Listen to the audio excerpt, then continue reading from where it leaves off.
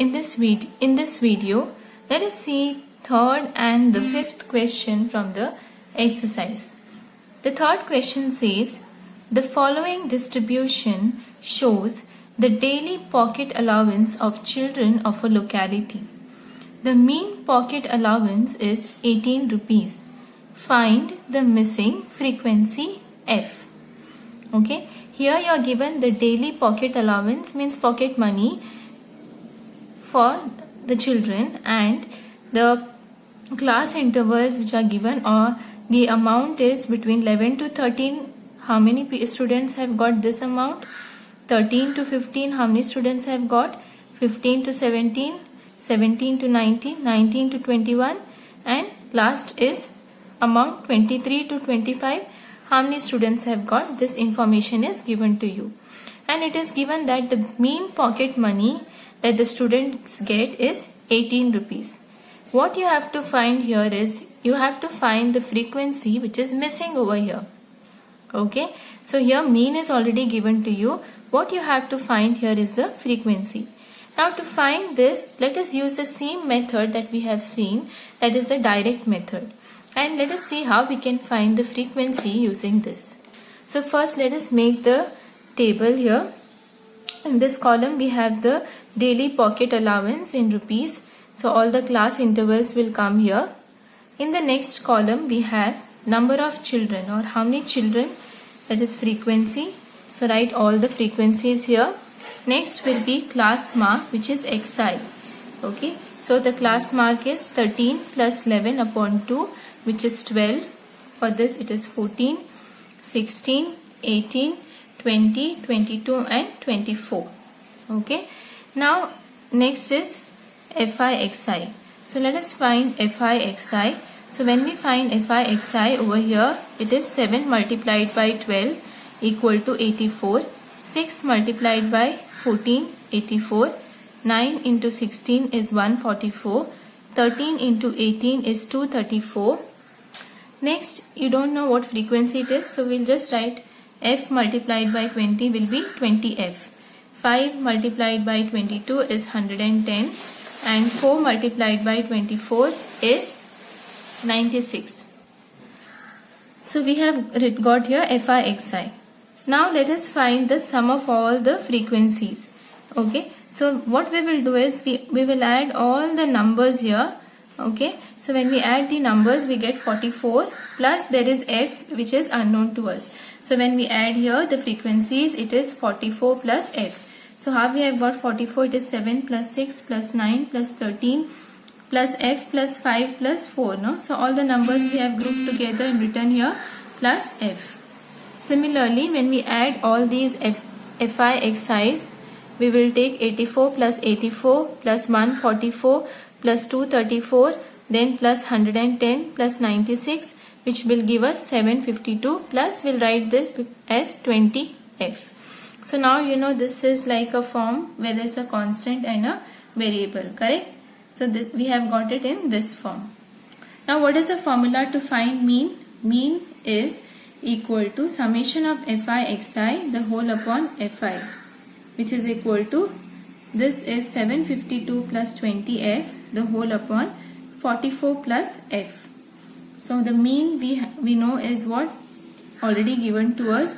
It is 18. So 18 is equal to 752 plus 20F upon 44 plus F. So we have got here summation FIXI, summation of FI. So the mean is X bar is equal to summation FIXI upon summation FI, and we got it by substituting as 18 is equal to 752 plus 20F upon 44 plus F. Now we cross multiply here. So 18 into 44 plus F is equal to 752 plus 20F. Now we open the bracket here, we get here 792 plus 18 into F is, this is 18, sorry, this is 18F is equal to 752 plus 20F. Now let us take all the numbers on one side and all the variables on one side. So we have here 792 minus 752 is equal to 20f. So we take here all the numbers here. So 792 minus 752 is equal to 20f minus 18f. Okay, this is 40 is equal to 2f. So f will be equal to 40 upon 2, which is equal to 20. Hence the missing frequency is 20. Now let us see another example. In a retail market, fruit vendors were selling mangoes kept in packing boxes. These boxes contained varying numbers of mangoes. The following was the distribution of mangoes according to the number of boxes. Okay, so here how many mangoes are there? In number of boxes is 15. Number of mangoes is from 50 to 52.